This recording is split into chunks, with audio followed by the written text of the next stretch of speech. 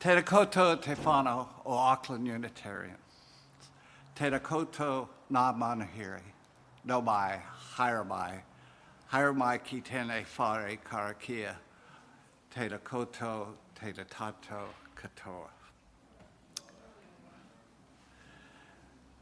Welcome to this morning, the first day of a new way of being together.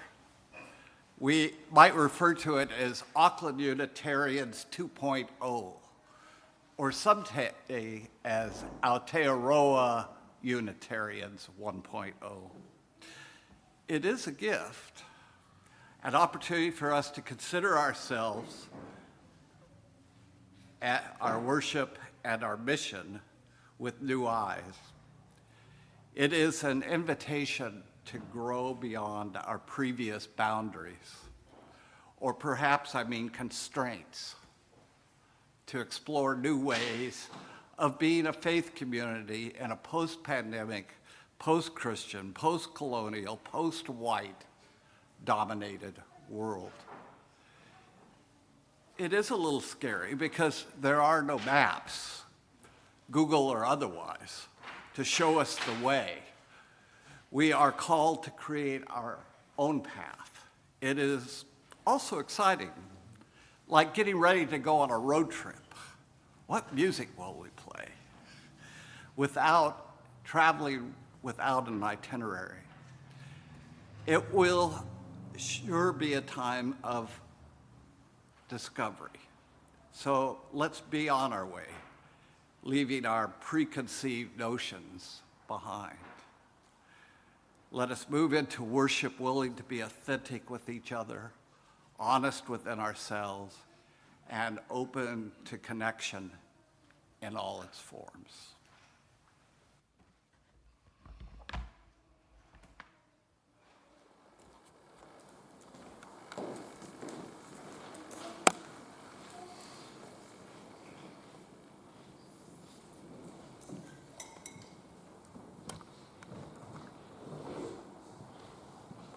We light this chalice flame as a sign of our faith.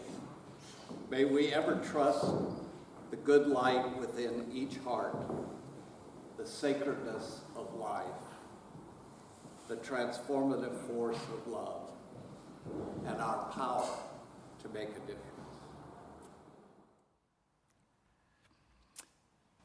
I've entitled I'm going to keep the idea of random musings instead of talk or sermon, because I'm really enjoying this time of being able to reflect on what's going on around me as opposed to coming up with sermon titles a month in advance when I have no idea what's going to happen. So this allows me to kind of stay with the real, stay in the moment. I've entitled this one, A Chrysalis Opens. Christopher and Catherine are two of my Facebook and real friends. A number of years back, I presided at their wedding. During our preparation time for the big day, a bond formed that has continued to this day, mostly on Facebook. During the lockdown, I came to look forward to their funny and entertaining posts about their bubble life. Then the posts became intriguing as they shared stories about Gavin, their pet caterpillar, that lived on an indoor swan plant. It was a big day when Gavin also went into lockdown, creating his chrysalis. They posted a fascinating video of the process. I had no idea how a chrysalis was formed. Gavin, after he kind of settled into his new chrysalis, kind of squirmed a little bit, he settled right down into just being still. He didn't do much, just hanging there. It was hard to tell if he had a good book or Netflix to keep him from coming down with severe case of cabin fever. As we were coming out of lockdown, it turns out so was Gavin.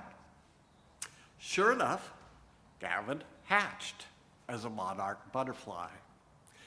Catherine offered him his freedom out of doors, but Gavin was not interested.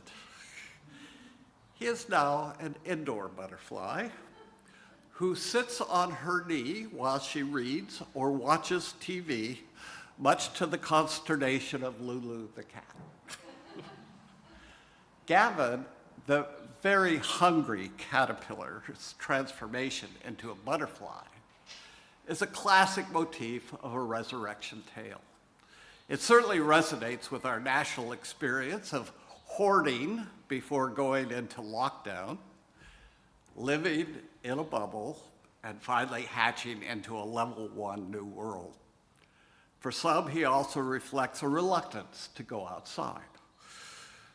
That is very understandable. That is a very understandable reluctance in a world where the pandemic is still getting worse in many countries, and we are discovering that our borders are not impervious. Yet on this, our first Sunday, when we can gather together physically with few restrictions, I'm concerned that we don't lose the opportunity to venture out to test new ways of being a faith community. It is, in fact, long overdue that we do so.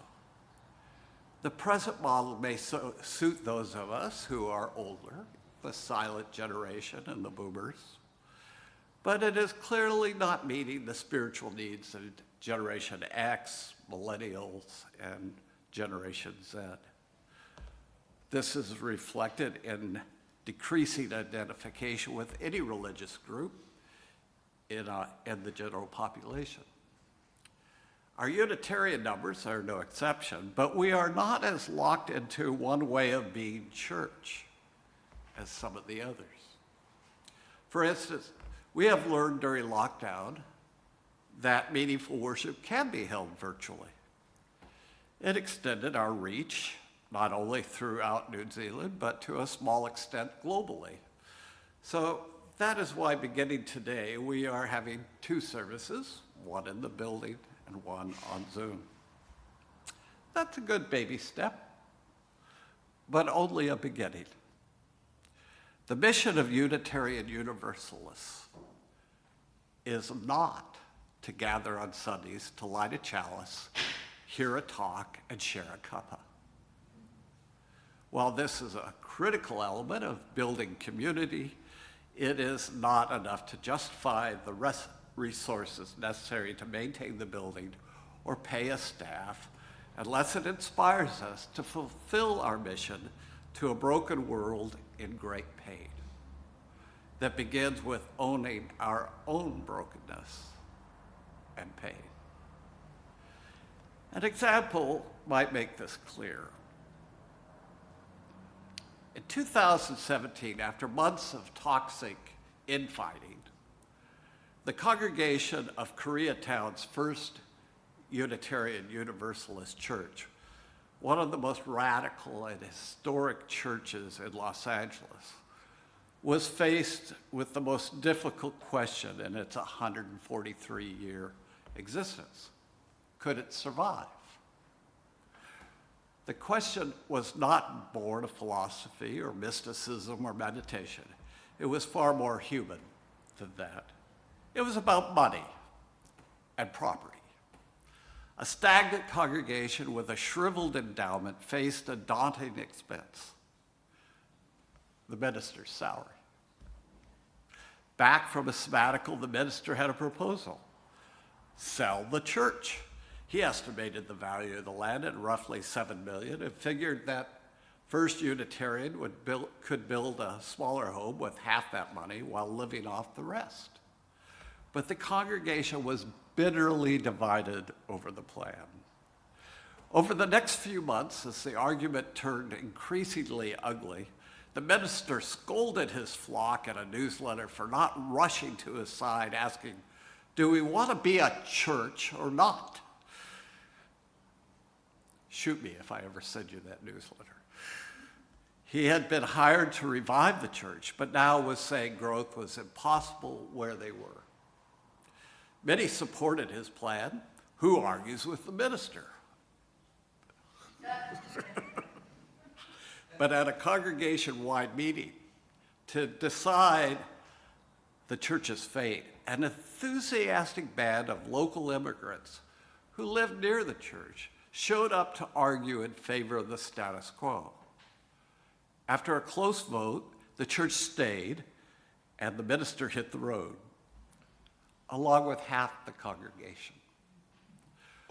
The board was reduced to just one committed member, Ligia Gonzalez, a prickly septuagenarian communist originally from Nicaragua who lives off Social Security and sleeps in a nearby rent-controlled one-bedroom courtyard apartment surrounded by portraits of Che Guevara and Nicolas Maduro.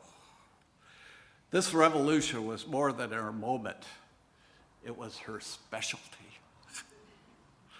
What happened since could be called a minor miracle. After withering to just 20 people after the schism, the congregation boomed to more than 60 regulars. It continues to expand every month. The church ledgers, for the first time in recent memory, are in the black. And it plays an outsized role in progressive politics and culture in Los Angeles. The congregation, peppered with, I love this phrase, with self-described red diapers, elderly folk raised in communist homes in the 40s and 50s, suddenly won over enough young people to sustain new programs with new energy and funding. When asked how she chooses her battles, she laughs. There's only one side worth defending in history, Gonzalez says. I stand on the side of the people. What other choice is there? A firebrand like Gonzalez would stick out like a sore thumb in a typical church. But First Unitarian is far from typical. Since being founded in 1877 by an abolitionist turned suffragette, it has immersed itself in all the progressive issues of the day. Its board even refused to sign a loyalty oath of allegiance to the United States, losing its nonprofit status and paying taxes while challenging the law in the Supreme Court. And they won. Since the coronavirus descended on the city, the church has strived not to lose its social mission while maintaining the necessary distance. The congregants now conduct services via Zoom. The church has increased its food services to meet growing need in the neighborhood. It was handing out 400 grocery bags a week until the lockdown and now distributes 1,600. It's not charity, says Gonzalez. When we do it, it's solidarity. She's mean as hell in the best possible way, says Sarah, a congregant. She fancies herself a fancy lady. She's all for community and social justice without the phoniness and the evangelism. There was a little Christmas party, and Ligia told me we needed to turn it into a Latin dance party with wine at noon, says Sarah, laughing. I just look at her and the other elders and realize the palpable possibility of my own future. I'm not fated to be stodgy or grouchy or conservative. There's a thing people say, if you're not a Democrat when you're young, you have no heart. And if you're not a Republican, when you're old, you have no brain. Ligia tears that thinking apart by having a soul. I want to be her, be that when I grow up. I'm pretty sure Gavin, the caterpillar, wouldn't be comfortable taking such risks to become a new faith community in a new age. But we have a choice. We could be our own version of Leisha. Are we ready to hatch and boldly go where no butterfly has gone before? Namaste.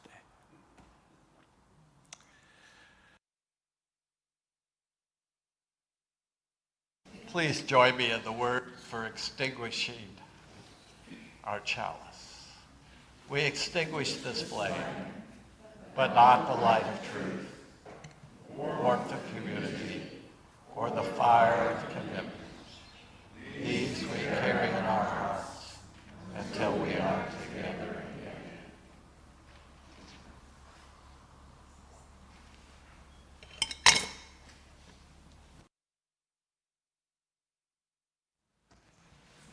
My closing words are by Maya Angelou.